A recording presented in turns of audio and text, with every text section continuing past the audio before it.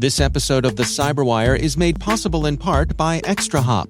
It's becoming clear that today's attacks can't be prevented, but they can be stopped.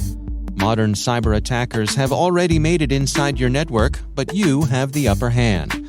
Find and eradicate threats with ExtraHop network detection and response and shut them out before real damage is done. Learn the advanced techniques attackers are using and how ExtraHop stops them with a live attack simulation.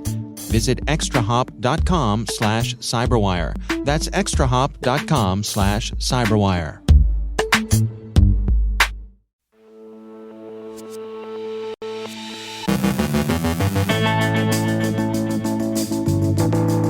CyberFront Z's failed influence operation. Iranian operators target Albanian government networks. Andy Robbins of SpecterOps is here to discuss attack paths in Azure. Denis from Mobile Mentor talks about the intersection of endpoint security and employee experience. And CISA and ACSC issue a joint advisory on top malware strains.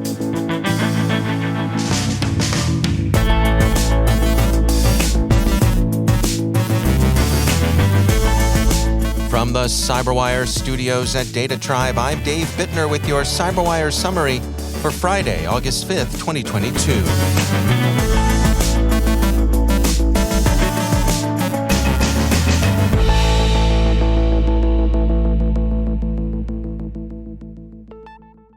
Facebook's corporate parent Meta released its adversarial threat report for the second quarter of 2022 yesterday.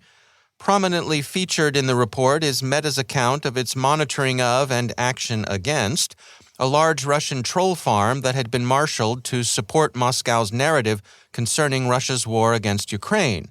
It's connected to the notorious Internet Research Agency, itself connected with Russian attempts at influence operations during recent U.S. elections.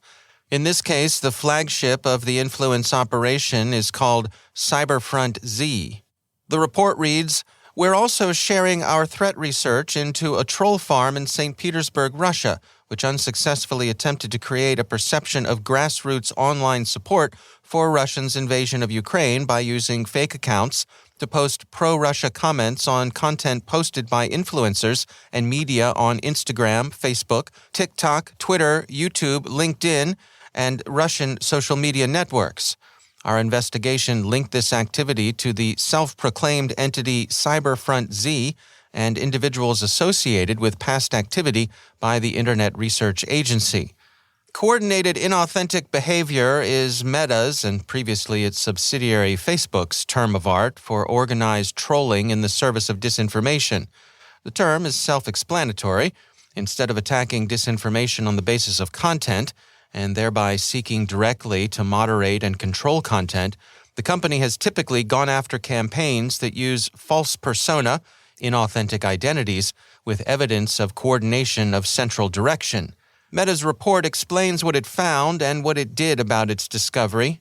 The report says, "We took down a network of Instagram accounts operated by a troll farm in St. Petersburg, Russia, which targeted global public discourse about the war in Ukraine. This appeared to be a poorly executed attempt, publicly coordinated via a Telegram channel, to create a perception of grassroots online support for Russia's invasion by using fake accounts to post pro-Russia comments on content by influencers and media." CyberFront Z was, in Meta's estimation, the Z team, that is definitely not the A team, not even the junior varsity. The report says this deceptive operation was clumsy and largely ineffective, definitely not A-team work. On Instagram, for example, more than half of these fake accounts were detected and disabled by our automated systems soon after creation. Their efforts didn't see much authentic engagement, with some comments called out as coming from trolls. We also found instances of the trolls who sprinkled pro-Ukraine comments on top of the paid pro-Russia commentary in a possible attempt to undermine the operation from within. While the operations of CyberFront Z were labor-intensive, they concentrated on commenting in social media with posts written by human operators. They seem to have included only perfunctory gestures in the direction of building convincing persona. The overall goal, however, was to create an impression of grassroots opinion. The one-note concentration on the many evils of what CyberFront Z characterized as Ukraine's Nazi regime, however, seemed to have proven largely unpersuasive. In several channels, the comments attracted pro-Ukrainian and anti-Russian posts that outnumbered CyberFront Z's comments. In all, Meta evaluates CyberForce Z as a fizzle. They offer one caution: influence operations seek to become self-reinforcing, and they do so in part by creating an impression of success. The growing public awareness of and fear of disinformation can contribute to such reinforcement. The report says, these examples underscore the importance of analyzing attempted influence operations according to the evidence and not taking any claims of viral success at face value. Some threat actors try to capitalize on the public's fear of influence operations by trying to create the false perception of widespread manipulation, even if there is no evidence, a phenomenon we called out in 2020 as perception hacking. Besides, it helps the trolls to look good to the boss, so there are local, self-interested incentives for the trolls to shine it on. Rolling Stone indelicately sums up the career of CyberForce Z's IRA parent. Their headline reads, "Russia's infamous troll farm is back and shitting the bed." In the middle of last month, the Albanian government disclosed that a range of government sites and services had come under cyber attack, and the campaign had succeeded in disrupting operations. The Albanian national news reported at the time that the National Agency of the Information Society had shut down government systems as it worked to neutralize what Akshi characterized as sophisticated and coordinated foreign attack on the country's IT infrastructure. Yesterday, Mandiant released a report on the incident that attributed the campaign to Iran. The company's researchers identified the strain of ransomware used in the attack as a member of the Road Sweep family. The operation was conducted with the pretense of being the work of a front group, Homeland Justice, which was concerned to disrupt a conference of the Iranian opposition organization MEK. It also aimed to punish Albania's government for its willingness to connive with the Iranian opposition by permitting the conference, the World Summit of Free Iran, to meet on its territory. Mandiant sees the operation as unusually brazen. They say, this activity is a geographic expansion of Iranian disruptive cyber operations conducted against a NATO member state. It may indicate an increased tolerance of risk when employing disruptive tools against countries perceived to be working against Iranian interests. The U.S. Cybersecurity and Infrastructure Security Agency released 2 industrial control system advisories yesterday. And finally, oldies get as much love from cyber criminals as, say, Roy Orbison songs get play on our local classic rock station. The U.S. Cybersecurity and Infrastructure Security Agency and the Australian Cybersecurity Centre have issued a joint advisory describing the most significant strains of malware observed in 2021. The list of top malware includes some familiar names like Agent Tesla, Formbook, Ursnif, Lokibot, Nanocore, Cacbot, Remcos, Trickbot, and Gootloader. None of these came out of nowhere, the agencies say. Malicious cyber actors have used Agent Tesla, Azo-Rolt, Formbook, Lokibot, Nanocore, Remcos, and Trickbot for at least 5 years. Malicious cyber actors have used Cacbot and Ursnif for more than a decade. The malware strains are under continuing criminal development, which accounts for their longevity.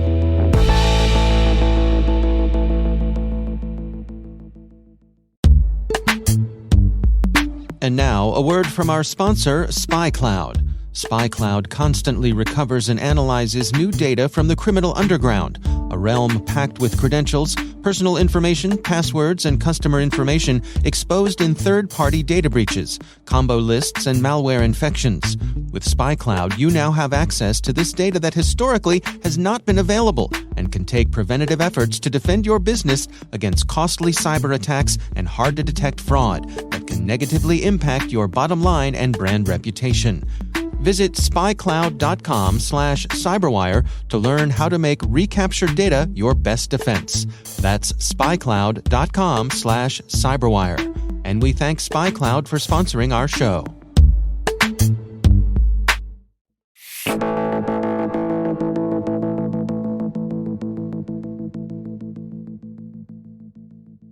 Andy Robbins is product architect of Bloodhound Enterprise at SpecterOps. He and his colleagues have been documenting attacks in Microsoft Azure that abuse identities, tokens, and access. We are looking at the practical attacks that can be executed against Azure that don't rely on exploiting some kind of vulnerability that Microsoft can patch. As an example, if I have a user in Azure Active Directory and you have a user in Azure Active Directory, my user may have some kind of role granted to it that lets me reset your password and then take over your user. Well, the mechanism of that is the foundation of how Azure Active Directory works and how it doles out permissions through role assignments.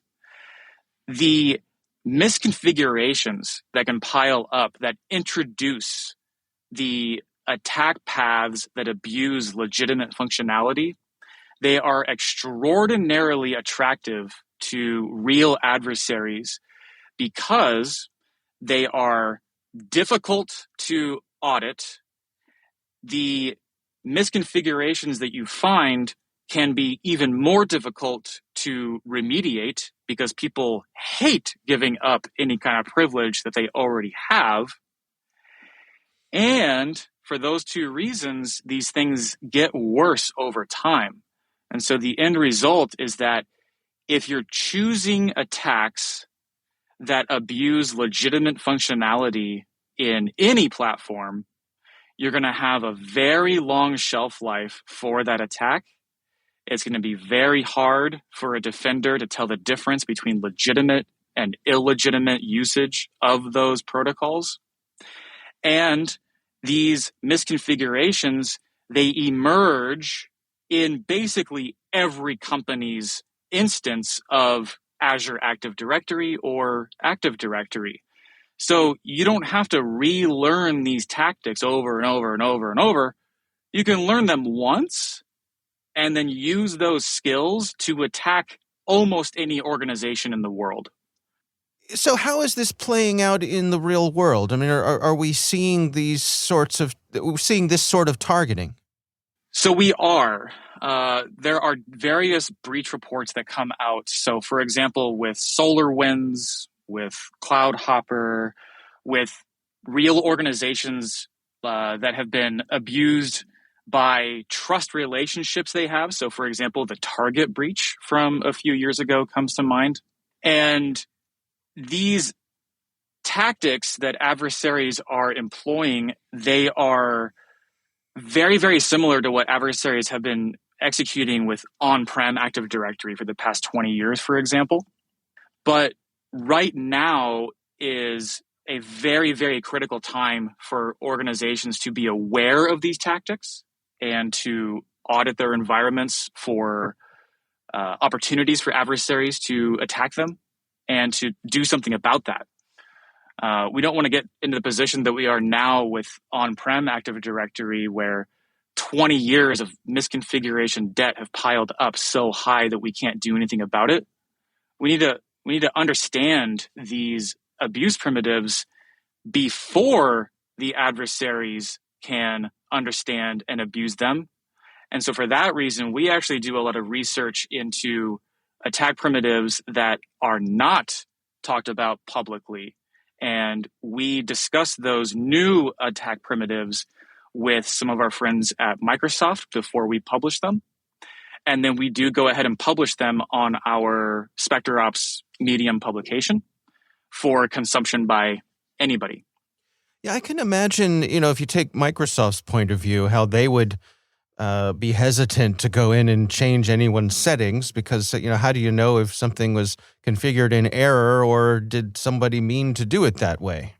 Absolutely. Yeah. I don't blame Microsoft whatsoever for, what can only be seen as a very, very difficult decision they have to make when faced with something like this.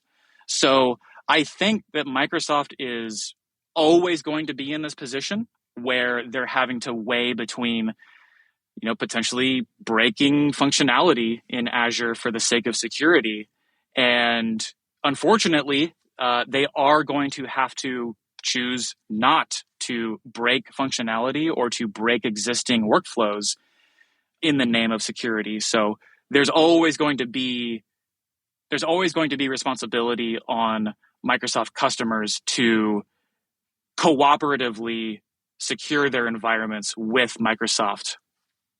Where do you suppose we're headed with this? How do you envision how this will work in the future? There's a couple of angles there. So, we're talking about Azure Active Directory, and certainly a lot of organizations are adopting Azure Active Directory. But what we are seeing is that most organizations that we work with are not 100% migrating all of their IT services into Azure. They're keeping things in a hybrid situation. So where I think we are going is we are headed for a hybrid future where we are probably, for the most part, for most organizations, always going to have some on-prem Active Directory component that is cooperating with an Azure Active Directory component in order to facilitate the business operations that any enterprise needs to accomplish. There are many examples of organizations that cannot fully go into a cloud computing environment because of legal restrictions or compliance restrictions. Certainly there are, let's say, military organizations that never will fully go into the cloud. So we are definitely heading, in my opinion, for a hybrid future, at least in the next, I would say the next 10 years is going to be a strongly hybrid decade. That's Andy Robbins from SpecterOps. There's a lot more to this conversation. If you want to hear more, head on over to the CyberWire Pro and sign up for Interview Selects, where you'll get access to this and many more extended interviews.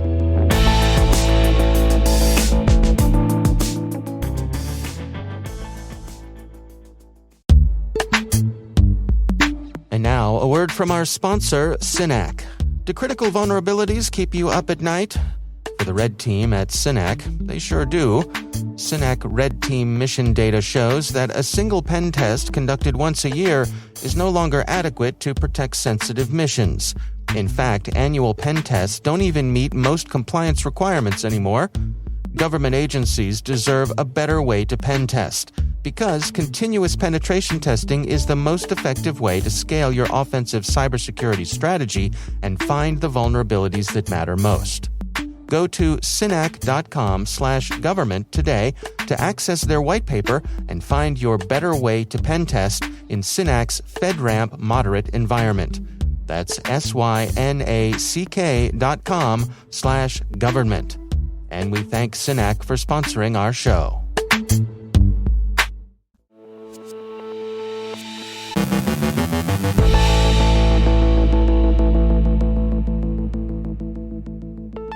The team at endpoint management firm Mobile Mentor recently released a study looking at the security implications of the hybrid workforce and remote workers as we come out of the pandemic. Denis O'Shea is founder of Mobile Mentor. Before the pandemic, work in a way was beautifully simple. If you think back, people came to their place of work, they drove there usually, and then they logged into a machine owned by their employer. They worked there for a few hours, or 8 or 9 hours, and they went home, and it was very simple. And then when the pandemic happened, there were 5 big shifts that happened really, really quickly. First one was we were told, go home and figure out how to work from home. And then we saw a 500% increase in cybercrime, where, the bad actors really went after schools and hospital and government organizations. And then we saw this crazy global chip shortage, so that when organizations started hiring again, kind of coming out the other side of the pandemic, they weren't able to supply a laptop or a desktop to their employees, which meant that the employee was using a bring your own laptop or desktop for the first time in history. So now if you think about it from a security perspective, the new security perimeter was the home office, and people are using sometimes a personal computer on a consumer-grade internet connection that's being shared with the kids, maybe on Zoom and TikTok and Netflix and all that. and they're using their company data and Office 365 and all their applications is out there in that less secure home environment. And then the other big thing that happened was employees realized how easy it was to change jobs. The barrier was now so low that all you had to do was take your current laptop, put it in a FedEx package and send it away, and open a new package and power up your new laptop, and you could stay sitting in the same seat, connecting to the same monitor, connect to the same Wi-Fi, and you had a new job. And so all these changes really meant that the world shifted quite significantly and very quickly for remote workers. And we think it's not going back. So we think that lays the foundation for massive shift in how employers think about their employees and being able to attract them, secure them, retain them over time. Let's touch on the whole notion of passwordless authentication. I mean, there's been a lot of momentum in that area. Is that a space that you think is the future? I do. And for two reasons. One, passwords were actually a great invention in 1961. And then we found out in 2021 during the pandemic, they were the primary reason organizations were getting hacked. So compromised credentials leading to breaches and ransomware and databases on the dark web and all that. So we know now that passwords are the problem. They're the weakest link. And we also know that most people have too many passwords and they're quite careless with them. And we know from our research that 34% of people write their work passwords in a personal journal. 29% save their work passwords on an app on their personal phone. And 21% save their work passwords on an Excel spreadsheet. So people are fundamentally a bit careless with what they're doing with their passwords. And as a society, we're also lazy in the way we create our passwords. And we know from other research done by BBC that 15% of people base their password on their pet's name. And so, the problem now is that the bad actors, the cyber criminals, don't need to break into our networks, our environments anymore. They can just log in with our weakest password. And so we fundamentally need to move away from passwords. We need to kick that habit and go passwordless. Unfortunately, most of us have the technology. It's in our pockets. It's on our desks. We have most of the components. We need to join the dots and, pull all the pieces together. But we believe we have to go passwordless as a society. And we think the best predictor of the future workplace is to study Gen Z now. The better we understand them, the better we can anticipate what the future looks like. And when I think about that, I think reducing friction is the key way we're going to get Gen Z to be really productive, really secure, and do great things in the world. And that friction comes in three different forms. If we apply old school security to Gen Z, we're going to create digital friction and they will not respond well to more passwords and VPNs and domains and all that. They'll probably walk. If we create physical friction, and if we say you have to drive into the CBD, you have to pay for overpriced parking, pay for overpriced lunch, sit in a cubicle and work with people you probably don't like, that's going to create a different kind of friction. And then culturally, if we create friction by saying you're a problem generation and make them feel like they're a problem and that they don't pay attention to our security, we're going to create a massive problem for ourselves. And we did this with the millennial generation. So only 15, 20 years ago, you might recall going to conferences or reading articles where people were speaking and saying unkind things about the millennial generation. And now we can stop and look back and think, wow, look at what they've built. They've built the digital world we live in. They built, everything from Spotify to Facebook and TikTok and all of that. They've done amazing things despite all the unkind things we said about them. So when I think about Gen Z, I think it's up to us to learn how to love Gen Z, how to empower them, how to secure them without creating additional friction. And if we get it right, we're going to unlock the power of an amazing generation. And we've got to be very deliberate in how we approach that. That's Denis O'Shea from Mobile Mentor.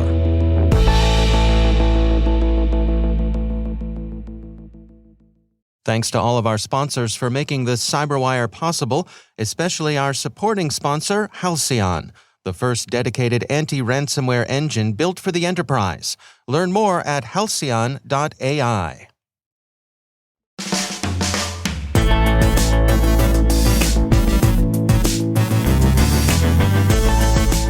And that's the CyberWire. For links to all of today's stories, check out our daily briefing at thecyberwire.com. Be sure to check out Research Saturday and my conversation with Deepan Desai from Zscaler's Threat Labs. We're discussing how APTs like the Lyceum Group create tactics and malware to carry out attacks against their targets. That's Research Saturday. Check it out. The CyberWire podcast is proudly produced in Maryland out of the startup studios of Data Tribe, where they're co-building the next generation of cybersecurity teams and technologies. Our amazing CyberWire team is Elliot Peltzman, Trey Hester, Brandon Karpf, Eliana White, Kuru Prakash, Justin Sabi, Liz Irvin, Rachel Gelfin, Tim Nodar, Joe Kerrigan, Carol Terrio, Ben Yellen, Nick Valecki, Gina Johnson, Bennett Moe, Chris Russell, John Petrick, Jennifer Ivan, Rick Howard, Peter Kilpie, and I'm Dave Bittner. Thanks for listening. We'll see you back here next week.